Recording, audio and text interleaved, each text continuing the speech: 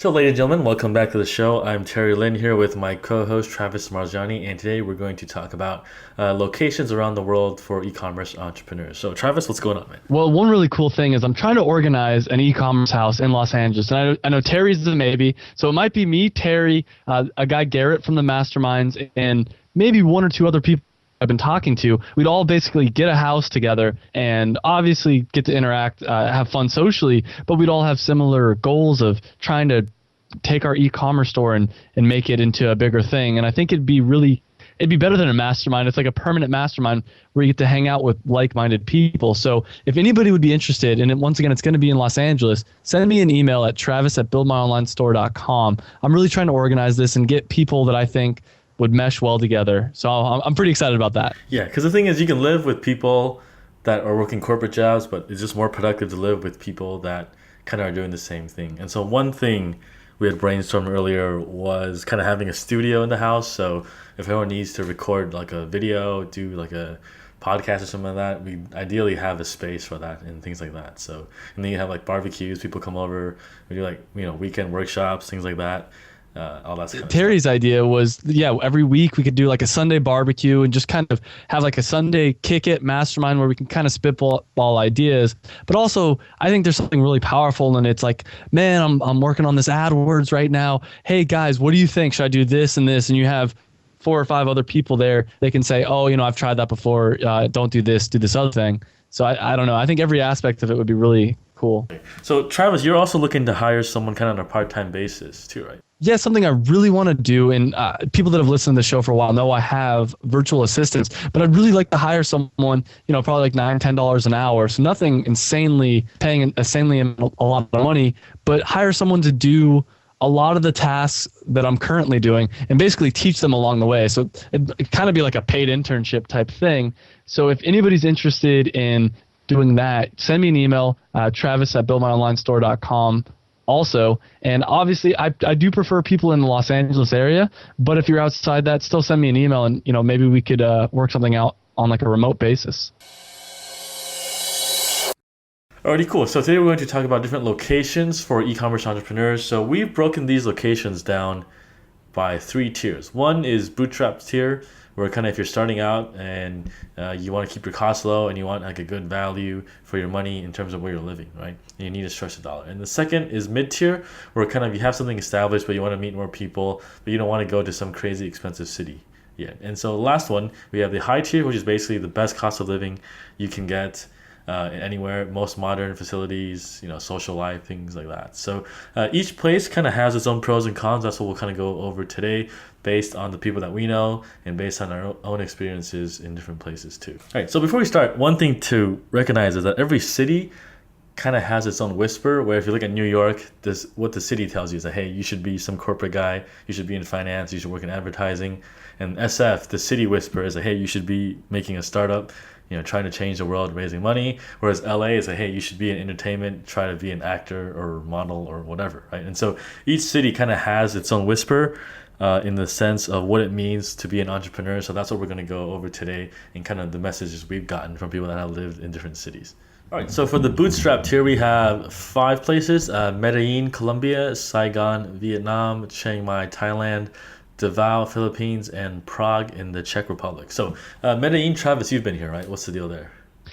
Yeah, I lived there for 3 months. It's a really cool city. There's a good social life and a lot of internet marketers there. I didn't find a ton of e-commerce people, but a funny thing is, right as I was leaving, I think the week I was leaving, I found out that there's a co-working space right near Parque Years, which is like the really cool area where there's a ton of coffee shops and stuff like that. That's super cheap. Their motto for this co-working space was, it should be cheaper than it would cost you to get a cup of coffee per day at a coffee shop. So there is definitely a big internet marketer scene there.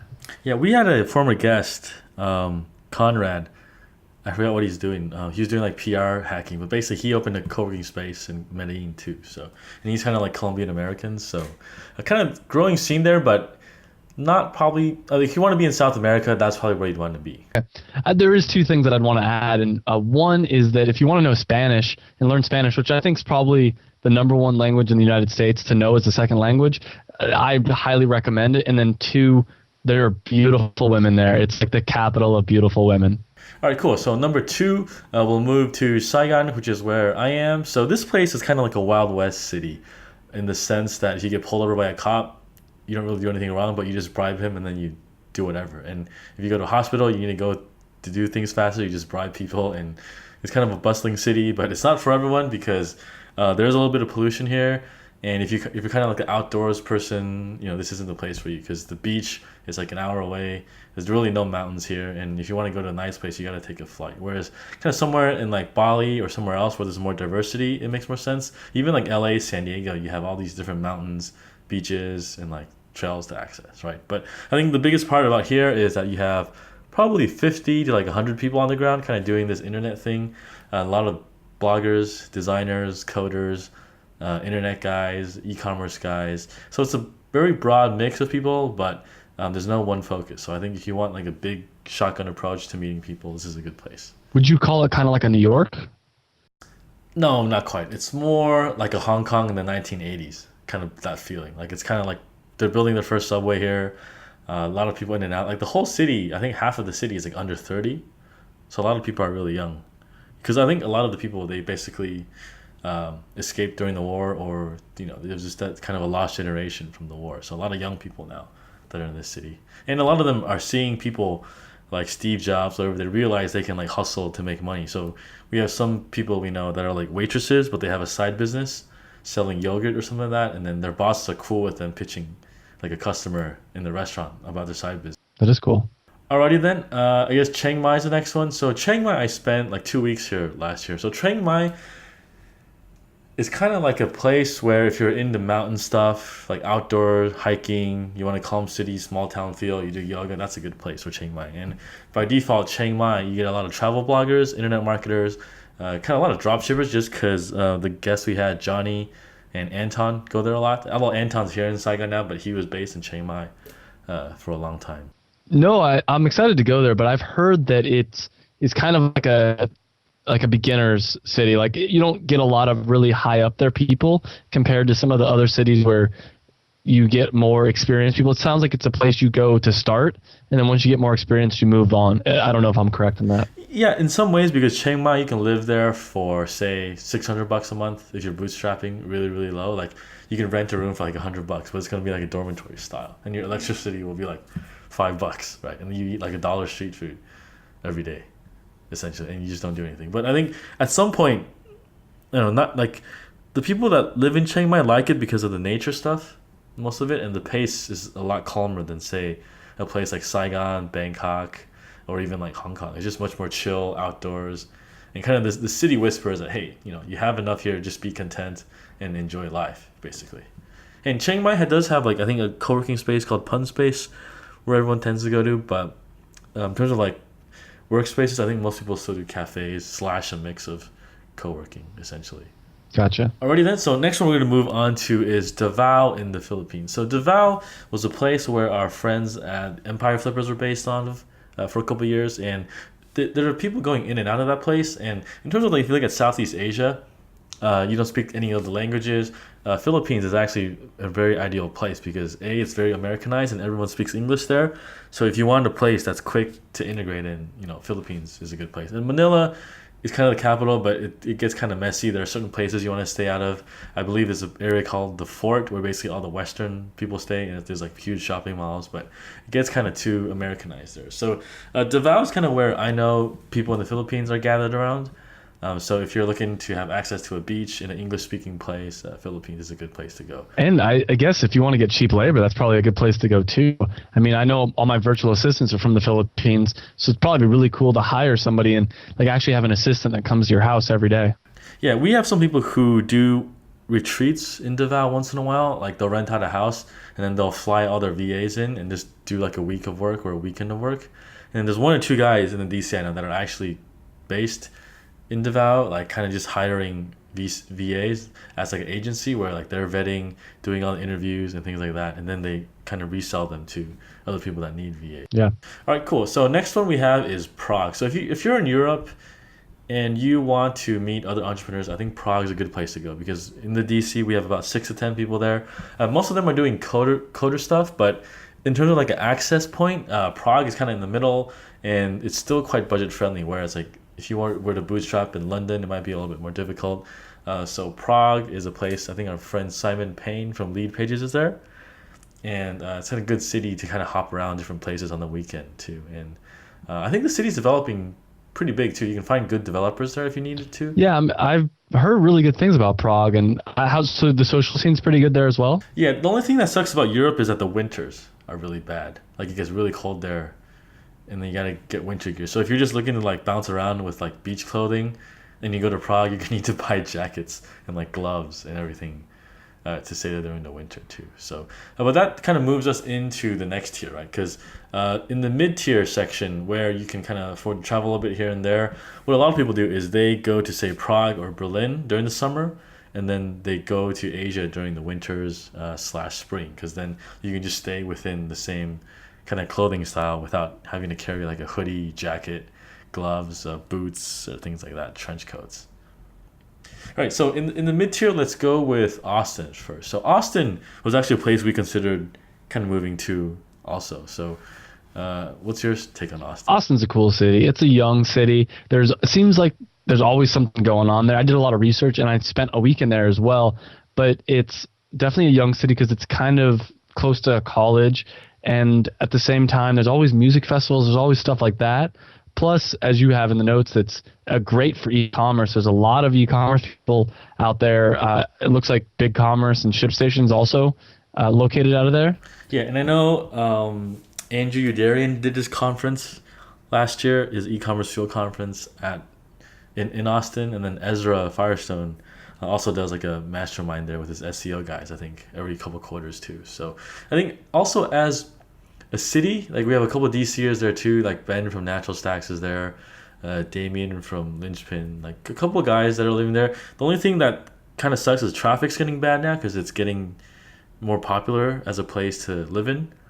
And so what you have is everything's kind of spread out too because it's Texas, right? So you kind of need a car to get around, and then you deal with highway traffic. And if you're coming from a place like Europe or Asia where you're used to walking around, taking the subway, it can kind of be a little bit annoying too. But I think also, if you're going to events on the East Coast or West Coast, Texas is in the middle, right? So in terms of like flying around the U.S., like it's a good place to start because you don't have to fly 4 hours back and forth from California to New York and all that stuff. That's true. But on the flip side, if you're in New York or LA, it seems like most of the conferences happen either in LA or New York. So I know I just signed up for like 3 conferences that are all in LA. Alrighty, so Austin, that's Austin. Now let's move on to Bangkok. So Bangkok, kind of the city in Southeast Asia where it's kind of like the mid tier in the sense that you're not living in Hong Kong or Tokyo where it's first rate city, but Bangkok kind of up there, up and rising, at least within Southeast Asia, excluding Singapore. It's kind of like the next level below. So Bangkok's good because it's a very international city. It's growing really fast. There's a subway. You have a lot of getting more and more international, good food, things like that. But the only thing that I don't like about it is that the traffic's really bad.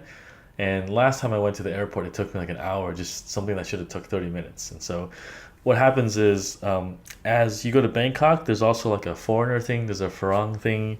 When you go there, you'll recognize. And because I guess Thai people are really proud that they've never been conquered by a Western power and things like that. And so it's a good city, kind of like, because you got a lot of people that do startups there too, I think now. I see this guy, Dave McClure from 500 Startups. He goes there a lot. And kind of a growing scene there too. They have a lot of co-working spaces there. There's one called The Hive. That's really beautiful. I think there's Hubba. That's another big one too. So kind of a growing hub for Southeast Asia. The other thing that kind of good and bad is the heat and humidity. So during the summers, it can get up to like 39 Celsius, which is like 110 in pure heat. And what happens is when you go to the subway, there's no air conditioning in the subway, so you're basically standing outside waiting for the subway. And then when you get on, everyone's sweaty and it can get kind of annoying, but it's kind of a minor thing that comes with the place. It's still way cheaper than in Austin or Berlin though, right? It's in the sense that it's been rising in the past few years, and I think it's getting hard to live off $1,000 in Bangkok now, unless you live outside the city. But if you're staying like in the city center where everything kind of is, I think more like 1,500 is kind of like the way to go. I went there a couple of years ago, and it seemed like I could get a meal for like $1.50 on the side of the street, which I was pretty happy with. But I don't know. I guess I haven't been there in a little while. Yeah, you still can. You still can, but rent's been going up a lot, and the city has more people, so everything's kind of rising with the growth of the city. So like even just 2 years ago when I went, it was so different. Like this traffic wasn't as bad 2 years ago. Oh, really? Oh, I'm scared to see what's going to happen. Exactly. All right, cool. So let's move on to Berlin, Germany. So a lot of DCers that I know go to Berlin during the summer just because it's nice weather. Obviously, there's no winter. I mean, you avoid the winter because it's a nice place to go to, and also there's a good kind of startup scene. I know a lot of European startups are based in Berlin. I think Rocket Internet guys are based there, and it's kind of like an artist slash hipster scene. For one to get into also, and it's a good escape where if you're in North America, Asia all the time and you just want to go to Europe for a bit, Berlin's a good place to go. You have a lot of startup guys there, and it's a kind of pretty good community. I was actually planning on living there for like the summer at one point, but then I decided no, I kind of want to stick to one city, and that'd be my big anti-Berlin thing. Is it sounds like an awesome city. I just don't want to have to move during the winter or deal with Germany's crappy winter. Yeah, and last summer I think there were probably like 30 to 40 DCers living there that I know of, and basically they were just all hanging out over the weekend, things like that, going to like concerts, outdoor things, kind of that sort. That sounds really cool. All right, maybe I'll have to make some time to go check it out. Yeah, exactly. All right, so last one in our mid tier is Bali. So I spent a month in Bali last year. No, 2 years ago, and it's a great year-round place. Beaches are really good. There's a little bit of rainy season. If you're just looking to chill out and do some work, it's a good place. But the thing is, Bali is that when you live by the beach all day, it gets really hard to work. And so it's not probably like the best productive place. I think it's a place to go to for like maybe a month at most and then just get out of there, because then you're going to get sucked into this vortex of like hanging out at the beach. And there's a common saying where everything works on Bali time, which is basically like, oh yeah, we'll just take care of that tomorrow. And kind of there's no rush to get things done. Whereas if you come to a place like Saigon, Bangkok, even like Hong Kong, there's a certain hustle you have in that feeling. And I think what Bali tells people is like, hey, just come here to relax, go to the spa, do some yoga in Ubud, find yourself, things like that. And I think a big part of this was because of that Julia Roberts movie, what was that, Eat, Pray, Love, where she's like a middle-aged woman, she got divorced, and then she goes to Bali to like find herself. And they actually have like tours made from this movie, where, oh, here she was doing this, and here's the, healer she talked to or whatever. And I don't know, it's just kind of commercialized too. Is there a lot of internet like entrepreneur type people there? A little bit. Compared to 2 years ago, there's a little bit more now. I think Bali, the people I know there. Yeah, so there's our friend David McKeegan at I think Greenback Tax Services. He runs his business out of Bali with his wife and 3 kids. So I think Bali is a good place if you want like a house. You just rent a whole house with a pool and you have kids. It's like the perfect place. Because if you go to Bangkok, Saigon, getting a house is a little bit more trickier.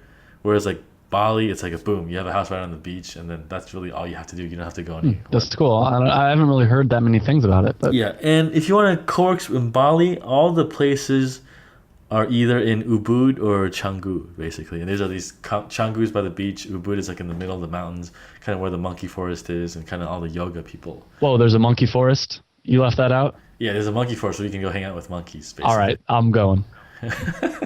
But the thing is, you gotta be careful because sometimes they try to steal your stuff because they're kind of juvenile monkeys because they're exposed to all these tourists, and I don't know, you gotta make sure you go to. That's even funnier. That's even better. I want juvenile monkeys that are trying to steal things. That sounds awesome. Yeah, exactly. You gotta go to the right forest too. So that's basically Bali in a nutshell. So cost of living, I think you need like 1,500, if not 2,000, to live there comfortably, depending if you get a villa or what type of living arrangement you have there, and how far away from kind of the touristy areas you stay to. And definitely you'll need a bike to get around, because if you take a taxi, the costs add up pretty quick, and it's not as convenient, because Bali is the kind of place where you kind of go down these little alleys, explore things like that, and you need to have a bike. That's cool.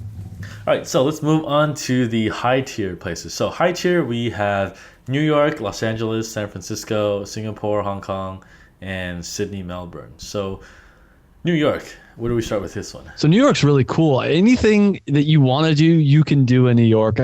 I've been there a couple times, and I've had a lot of friends that live there, and they constantly tell me that whatever you want to do, you can find it in that city. And I think I like about it too is there's so many people there that it's really easy to meet people compared to other cities that are, you go to other cities where there's less people, it's not quite as easy to meet. I think something about there being so many people in such a small area, and there's constantly like meetup groups or, couch surfing events or whatever, that kind of stuff, where it's groups of people getting together and trying to meet other people. And I think that's a really interesting and cool thing about New York. Yeah, I remember Shopify did like a meetup there at someone's office, and they had like I think like 70 people show up. So there's definitely e-commerce people there, but I think the thing you got to do is you got to do the grunt work to meet the right people and to kind of get plugged into that community. Whereas because it's so big that there's someone there, but you just got to find them, and or you just got to make yourself to be found. The other thing about New York is I feel like there's a really cool social scene as well. I mean, obviously you can meet lots of interesting e-commerce people, but I think that whatever your scene or your group of people are, you can find people with similar interests. And that's one thing that's really attracted me to New York. Yeah, the only thing in New York is that if you were to bootstrap a little bit, you got to live in like outside the city, right? Like in Brooklyn or something like that. You can't live in Manhattan. There's no way you can do Yeah, that. no, I mean, if you're going to bootstrap, I probably wouldn't highly recommend New York, but I've heard of people getting like group houses in Brooklyn, and that sounds like kind of a cool idea, live with 6 other people, but I don't know how easy it would be to find 6 other e-commerce type people to live with. Probably have to live with some artists and stuff. All right, cool. So that's New York. Now let's move on to San Francisco.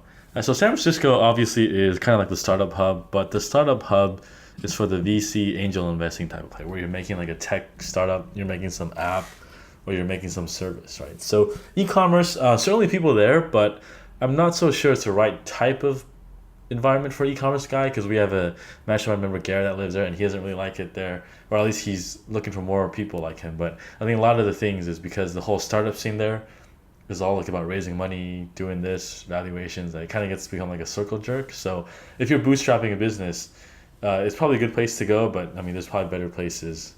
I think if you're going to find like-minded people. And it's funny because I always thought that this is the place you want to be if you're like any type of internet entrepreneur. But the more I've thought about it and the more I've talked to people, it sounds like it's good if you're trying to make the next Facebook or make a cool app or something like that. But if you're trying to do an e-commerce store, it sounds like it might not be quite as good, but obviously it's still San Francisco. So there's still lots of people doing it, but it sounds like it's geared more towards the app people from what I've heard. Yeah, like BigCommerce is opening an office there too. So like if you're like in the e-commerce software space, like you're making a plugin for Shopify, or you're building like an e-commerce platform, or you're doing like a customer service ticketing thing like Zendesk, then it makes sense to be there, right? But if you're like doing strict product stuff, it may or may not be the best place. It's also super expensive. Everyone I've talked to said, I've heard it's more expensive than New York, and New York's supposed to be ridiculously expensive. So that's something to keep in mind. Yeah, that's because the city has these weird rent control or like inventory control things on like apartments there. So it's driving the costs up. And the thing is also all these tech companies that were in the Bay Area, like Google, Facebook, they're moving staff into San Francisco. So you're getting more of these tech guys that are kind of making everything go up. And basically, from what I've heard, 1,500 can only get you like a room in an apartment there. Yeah.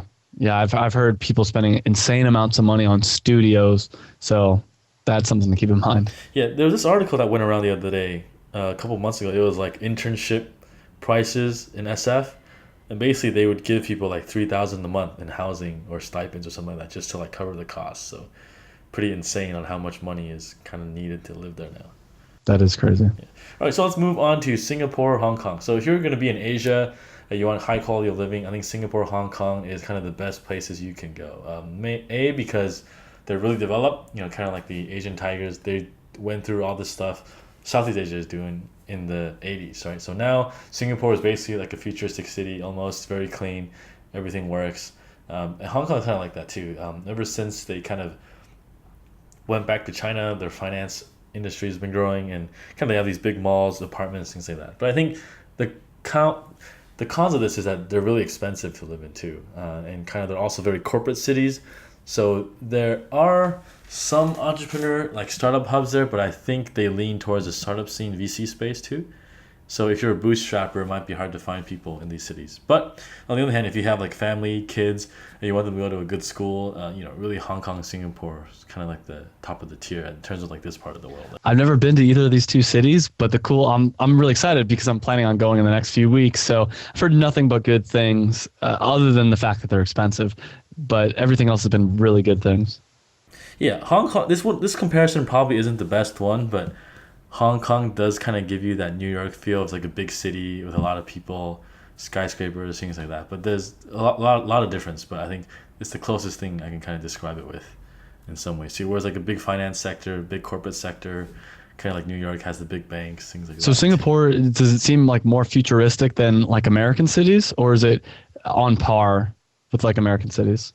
So if you remember the movie Guardians of the Galaxy where they get arrested and they're in this kind of futuristic city, basically the director said this part in Singapore was inspired by that whole scene, and basically, so that's kind of like the feel of Singapore. If you watched that movie before, that one planet they're on where it's like very futuristic, that's like kind of like what Singapore feels like. Cool, I'm excited. Alrighty, last one we have Sydney and Melbourne. So one thing about Australia is that I noticed that a lot of our listeners who've been emailing us are either in Sydney or Melbourne, and the e-commerce guys seem to be pretty sharp down there too. And one thing I noticed about the Australian market is that it seems to be very insular in the sense that if you have an e-commerce store, you really only sell to Australia. You don't really sell overseas. I know there's a couple guys that do it now, like Black Milk Clothing, things like that. But I think the far majority of people that I've seen are just kind of domestic, kind of e-commerce players. And what happened is that their ecosystem is actually fairly developed, in the sense that, like, you know, I think the sophistication of the marketers there are quite sharp and things like that. I think we know like James Shremko. I have a guy that does an app there, Jake Howard, things like that. Really sharp guys there. But I think, like, if you're looking to get out of Australia, there's a lot of places to go to, but if you're within Australia, it seems like Sydney and Melbourne are the places to be at. I was actually in Sydney and Melbourne about a year ago for New Year's and spent a couple weeks then. It is really expensive. I mean, I think it was more expensive than like a New York. But something that was interesting, I had James Schrenkel on my podcast.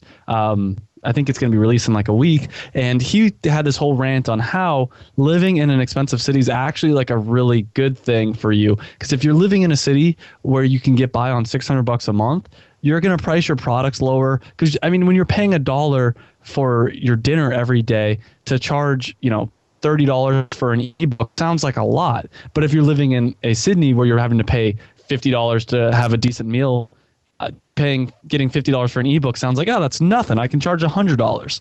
And the other part that he said is basically that when you have to make, for instance, in a Sydney, $4,000 a month or whatever just to survive, you'll find a way to do it. But if you only have to make $600 a month to survive, you'll find a way to make that $600. But then after that, it's easy to get lazy. So I thought that was something really interesting that he had to add. Yeah, that's an interesting concept, because a lot of guys that start out in this path, they go with I just need to make $1,000 a month and I'm fine thing. There's like the anti-money thing too.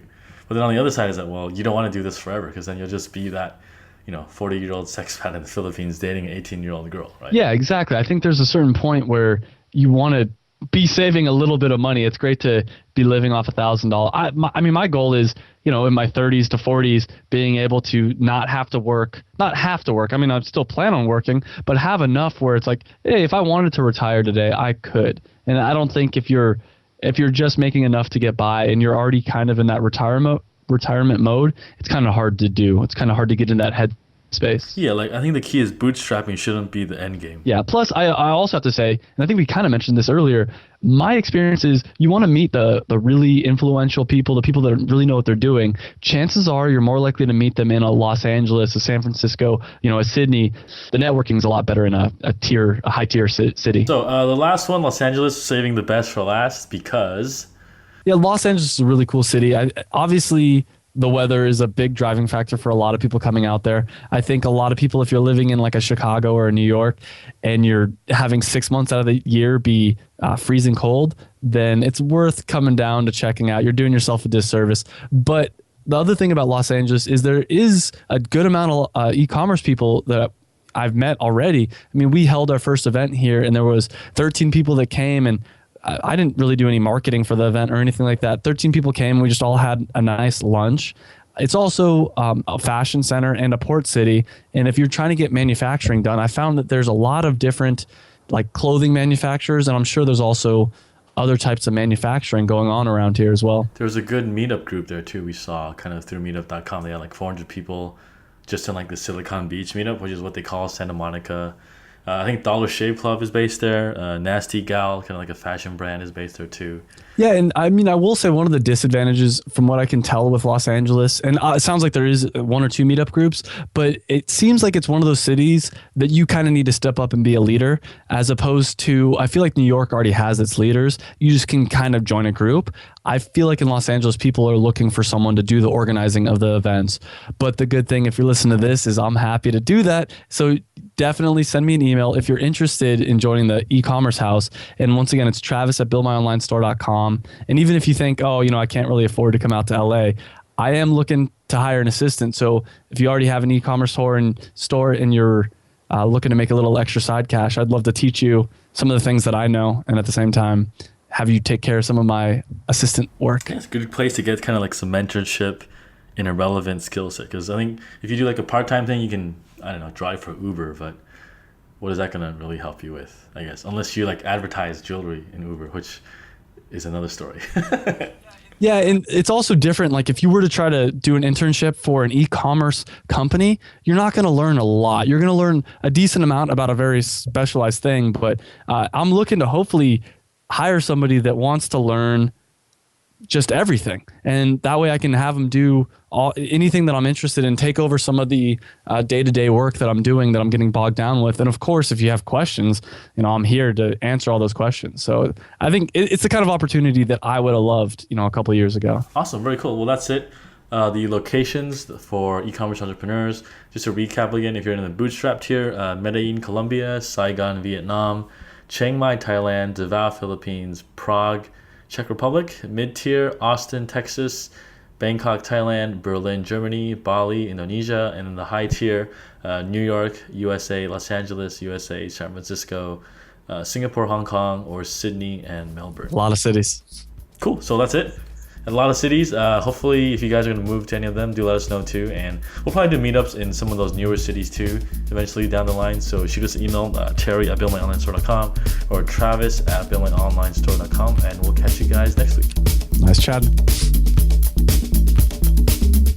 Thanks for listening to this episode of the Build My Online Store podcast. If you want the show notes, make sure to check out the website at buildmyonlinestore.com. And if you got an e-commerce store, every 2 weeks I lead a live mastermind call with about 5 or 6 other listeners in 2 separate groups where we work openly together and solve a business problem that you have. And we're all there to support each other. So if this sounds like your cup of tea, make sure to check us out at buildmyonlinestore.com/mastermind. Thanks again for tuning in, and I'll catch up with you guys next week.